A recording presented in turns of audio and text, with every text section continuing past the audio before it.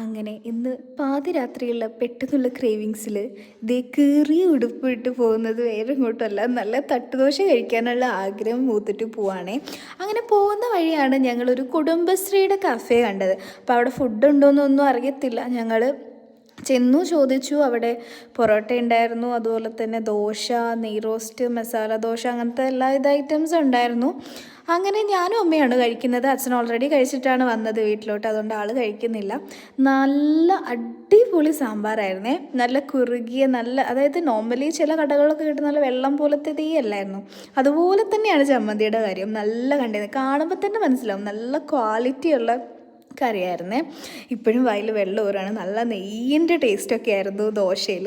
അപ്പോൾ എനിക്ക് രണ്ടും കൂടെ കൂട്ടി കഴിക്കാനാണ് ഇഷ്ടം. അങ്ങനെ കഴിച്ചു, ഫുള്ള് കഴിച്ചു. ഞങ്ങൾ ചായ ഓർഡർ ചെയ്തിട്ടുണ്ടായിരുന്നു, അത് വന്നില്ല. പിന്നെ ഞങ്ങൾ ചായ ക്യാൻസൽ ചെയ്തു.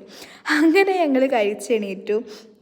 ദേ കഫേ കുടുംബശ്രീ എന്ന് പറഞ്ഞിട്ടുള്ള ഒരു കടയായിരുന്നേ. പന്തളം പോകുന്ന റൂട്ടിൽ തന്നെയാണ് ഈ കട വരുന്നത്.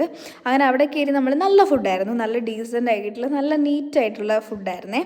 അങ്ങനെ അവിടെ ചെന്ന് നമ്മൾ ഫുഡൊക്കെ കഴിച്ചതേ തിരിച്ച് വീട്ടിലോട്ട് വരാൻ നേരം എപ്പോഴും ഉള്ളതാണ് ഈ ആശാൻ, അതായത് 2 പേരിൽ ഈ ആശാൻ എപ്പോൾ നമ്മൾ വീട്ടിൽ വരുമ്പോഴും ഇങ്ങനെ വന്ന് വെയിറ്റ് ചെയ്ത് നിൽക്കും കേട്ടോ. അത് കാണുമ്പോൾ ഒരു ഹാപ്പിനെസ്.